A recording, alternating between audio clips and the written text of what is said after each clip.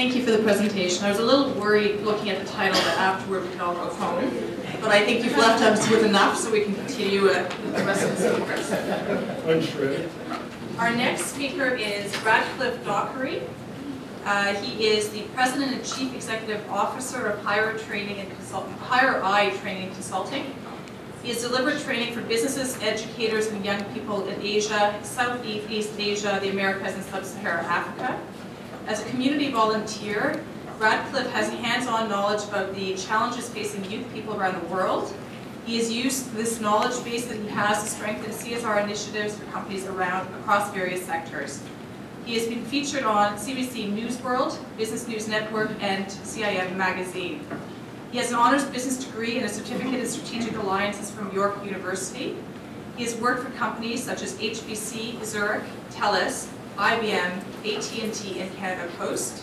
This includes roles in marketing, training, and strategic alliances.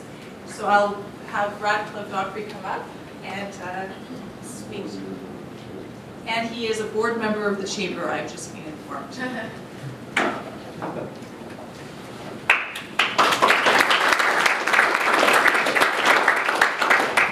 Thank you. Bruce and Wayne's not here. Normally I'm the first guy after lunch, so thanks for the break.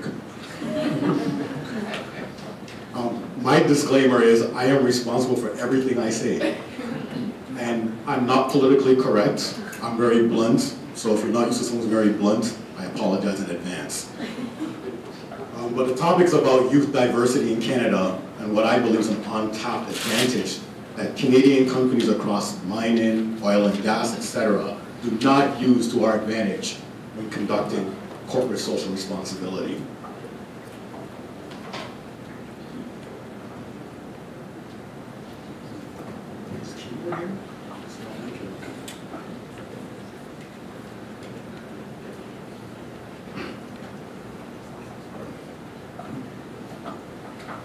How does youth culture impact an industry? Now, I'm a board member of the Chamber. I've learned a lot about mining over the last 3 years as a member of the Chamber itself. And the sector, the extractive sector, just sat there and watched people slam your industry. So when young people see a Kanye West video called Diamonds Are Forever, Diamonds for Sierra Leone, and the video showing young girls digging diamonds with their hands, and all the young kids on the street are now singing Diamonds Are Forever, not the James Bond version, but Kanye West version. And now they start asking, what do you mean diamonds in Sierra Leone? When kids at 4 years old are asking in school, what about diamonds? And when these kids become 22 years old, what about the extractive sector? The hip-hop industry called you guys out. So lots of them say, well, these rappers and these Beyoncés, they don't mean anything. They have massive influence on people. I do business in Indonesia. Beyonce packed up a 70,000-seat stadium 6 nights in a row. When they stand up for a social issue, everybody listens. The question is, what are you going to do about it? Are you going to sit here and say, it doesn't matter? Well, according to the stats, and this is from the PDAC, I got to the Vancouver seminar, your industry ranks almost at the bottom for CSR. So to Michael's point about CSR failing, there are some good examples. Bangalore Corporation does some really good work. There are some examples of projects I've been involved in, but look at where your sector ranks. This is from the PDAC, I didn't make this up. No, I'm pretty sure now, in this day and age, the banks will probably be a bit lower than they normally are, because of what's going on Wall Street. What PDAC presented us, well, you're from PDAC. But when you think about it, with all of these CSR efforts, with all of the nice websites you see, with all these beautiful reports you get, like this one, you get all these beautiful reports here, right? CSR summary, CSR report, beautiful pictures of African kids holding baskets. But look at the rank. Does that make sense? Something's not working. I mean, business 101. If you're investing in a project and you're not getting a return, what are your investors going to say? Fix it. Why is RIM in trouble right now? Investors are saying keep doing the same thing and nothing's working. Change it. And the oil and gas industry right below mining is not a coincidence. Mainstream culture has come after you guys. So why do so many companies have CSR, or what they call community outreach departments? Reduce risk. There are tax and financial incentives, and let's just be honest. This is not when I was in high school, I didn't have the internet. A kid right now could go on the internet and figure you out really quick if you're legitimate or not, if you're authentic in what you do or not. There are regulatory requirements, as a lot of the speakers have earlier spoke about. It's feel-good reasons. Make you feel good about what a company is doing in an industry. You should feel good about it, and that is important. But CSR community outreach is more than just protocols, it's impact. We can have 5 million protocols, and we do. But what good is it if it doesn't impact the people on the ground? What good is it? Likewise, you could break every protocol in the book, but if 1 million kids in a country say, I feel empowered, I'm ready to roll, are you going to look at them and say, whoa, this protocol was violated, so we're going to take away all the good stuff away from you? But that's how we operate. You need protocols to set a standard, but you need execution, authentic execution. And you cannot be authentic if you do not engage the young people. Emerging markets, Africa, 60% of Africa is under 25. If you don't engage young people, your CSR is a waste. We just came back from Southeast Asia. The young people there are completely disconnected. You have Islamic banks working with us right now trying to figure out how to connect to young people.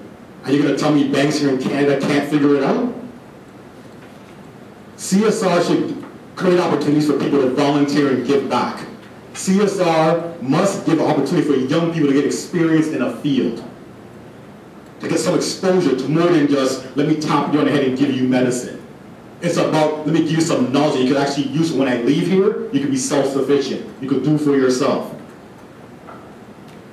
Why should you care about young people? Well, you better care about young people. A lot of your industries need talent. I deal with the mining associations all over this country, all over the world. Banks, government, extractive sector, even the IT sector is struggling to obtain young talent. Because you're not Facebook, you're not Google, you're not Apple. But yet you're very important. Without you, there'd be no iPhone. But do you tell anyone that?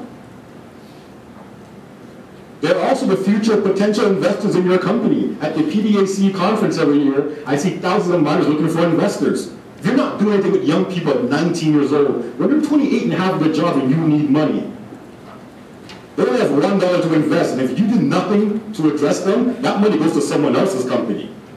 And they're also when they're going to work for the regulatory agencies that could basically stop you, that could make your life difficult. I could tell you we're going to build the bridge next week, you have to wait 500 years before you can build it. Your sector is facing challenges. The Human Resource Council of Mining and Petroleum, you see the comments here. These were created by the federal government saying we cannot attract young talent, or even diverse talent, or even new talent. I see a kid on the street wants Barrett Gold and give me a strange look.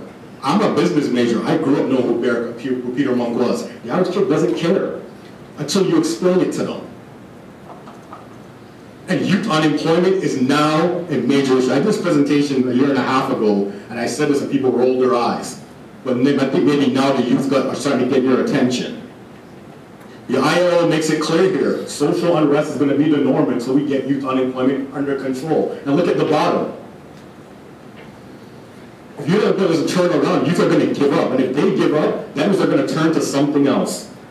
I'm from Jamaica, and I can tell you what they've turned to. The #1 employer in Jamaica are the Colombian drug lords. And Jamaica's spending 35% of its GDP to fight crime.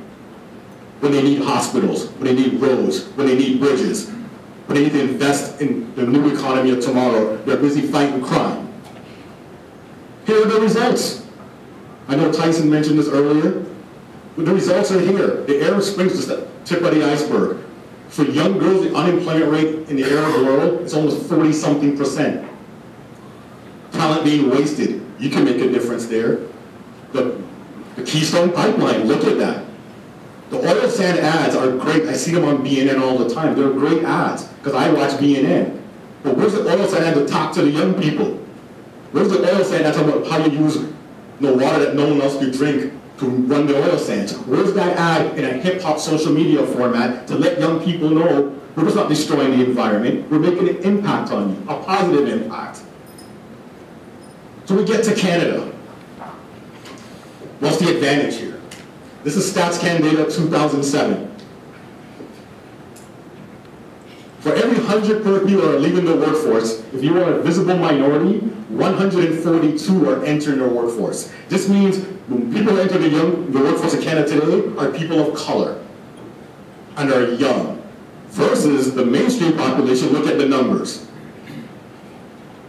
Now, I'm a business major, I took HR, I work with a lot of HR managers. This is very common sense. You want to attract talent and get talent, what do you have to do? It's not rocket science. But no one talks about this. But how does this help you with your CSR initiatives? If it's Canada again, look at the African and Caribbean population who's mainly black.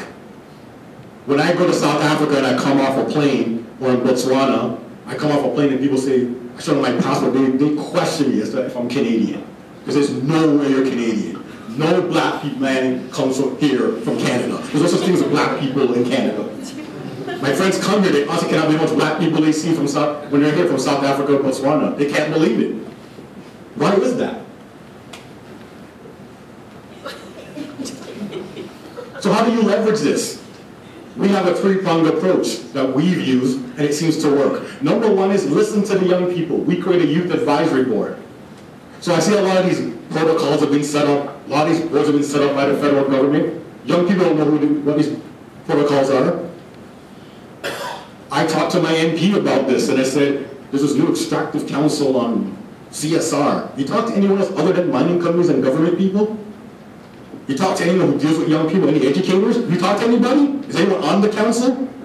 A youth advisory board gives you authentic, unfiltered views of what the youth think and what they want, and what you can execute in the community to deliver. And it gives them real-world experience to start thinking like a business person and a person with social conscience. They create that bridge. Then create a CSR program. We focus on career and business skill development. That's what we focus on. We're not an NGO, we focus on business development. That's what we do. But again, you also to focus on the at-risk youth. When the economy is bad, crime turns up. So we focus on working with the at-risk youth. An example of what a youth advisory board could do and how it can help you. The middle part in particular, look at that. Social media perceptions of your brand. Oh, remember that second slide. Mining companies have a bad image. Oil and gas have a bad image. Use social media, and the government officials, I'll say it's about government, politics in general. Social media is not a one-way press release. It's called social media, it means you interact. Too often, I see government just dump press releases via social media, you respond to it, they never respond to you. If you use and you interact with young people online, they'll touch base with you. They'll get in touch with you, they'll respond to your pages. So a youth advisory board helps you create this, and it saves you money. Instead of spending $4 million on a CSR project over 2 years that delivered nothing, you may spend half that money and deliver something. Because you're getting it right from the horse's mouth. Marketing Research 101, talk to your customer. This is our 6-step approach to how we help in business and career development that we've executed now for maybe 11,000 young people in the last 4 to 5 years. Giving them skills they could use when you walk away. It's not about, no, we don't focus on build everything for them, build their mind for them. Help them see things that they can't see. A young person is only as smart as the person who teaches them. This is a current project we have in place today with a tourism agency, and we're talking to 2 mining companies on this one. A youth advisor is going to be set up. We're going to train the advisory board to think like an international business, and then we're going to send them on field trips to the place where the mining company does business, to look at new opportunities for supply chain, government, and new technologies. I'm going to take the students from the target countries and bring them here, hopefully use a center like this to deliver the same thing as well. That's CSR that has impact. Use the protocol, get to impact. The tourism company's setting up the tour right now, but how did I know to do this? We have a youth advisory board, and they said this is what they need. They said, I go to university, I got an MBA, but here's what I'm missing. They told us what they need, so we build it what they need. So then, if the company says to me now, Rad, we approved the project, I won't have just 1 kid sign up for it. I'm going to have too many kids sign up for it. I'm not saying this is the magic bullet. I'm not saying this solves the world. What I'm saying is that you have to get feedback from the ground level and work it up, and put it at the top of it, be open to new information. The culture of arrogance and ignorance has to stop. We have to be able to work together, because we all were 17, 18 at one point. But to be a kid today at 17, 18 in countries where you can't even access data, or there's too much data if you're in Canada, we have to be able to filter it to experience is the difference. I got my first summer job at 20 years old at Zurich Insurance. That changed my life. Someone gave me a shot. CSR has to reach out and create a real impact in someone's life, or it's just another waste of paper and a report. So I ended with this concept here. We were in Malaysia doing a youth marketing workshop for Islamic banks and institutions trying to figure out how to market to young people. If you think there's a cultural divide here, you're wondering why your kids always texting when you're talking to them, why your kids always on Facebook should be doing their homework, why their kids talking about tweets in the middle of their sleep, or now they have this thing where kids are texting in their sleep now. Like literally, they saw a video of a girl sleeping and she's still texting her friend. It's a different era. But you should see in Indonesia and Malaysia, where you have parents who grew up in very strict Islamic cultures, and their kids are walking around singing Beyonce and Jay-Z songs, and the girls could break dance, and the guys have mohawks, the guys have dreadlocks like me. It's a complete cultural divide. They don't know how. We work with these companies in Indonesia and Malaysia, and we're helping bridge that gap. What we do, we build bridges. That's what we do. We connect the bridge between where you are and they are. Because the reality is, while they hear from them, they're also going to hear from you. They're going to understand that, you know what, you would not have this without mining. Mining is important. We wouldn't have half the things we have in this world without mining. If it's done responsibly, it can make a positive change and difference. They don't know this. We can help you teach them to know this. And here we are in Waterloo at the bottom, in Kitchener-Waterloo, with a bunch of kids who 90% of them come from Congo, they come from Ghana, in mining communities. We have a very bad image of mining companies. And I had to sit there, a black guy with dreadlocks, telling them, mine is not as bad as you think it is. It's how the government regulates it. It's how you work with the company. But if they don't know, you can't blame them.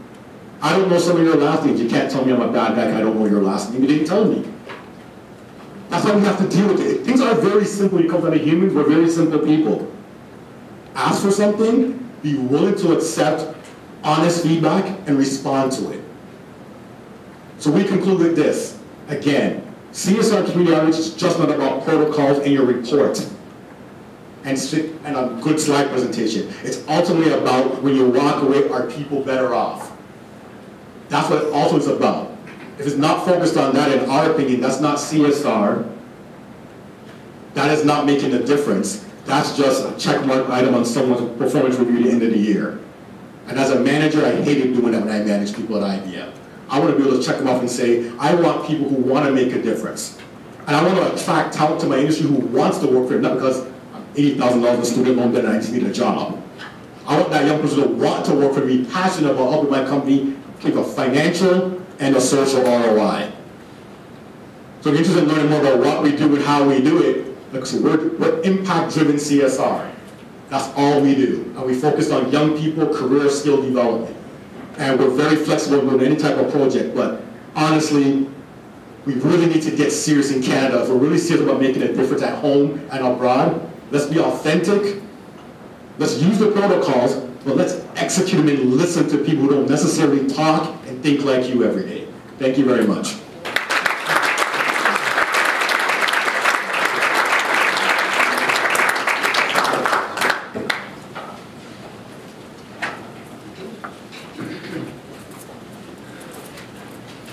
Thank you very much for the presentation. I'd be interested in knowing if people have any questions or comments afterward. The next presenter that we have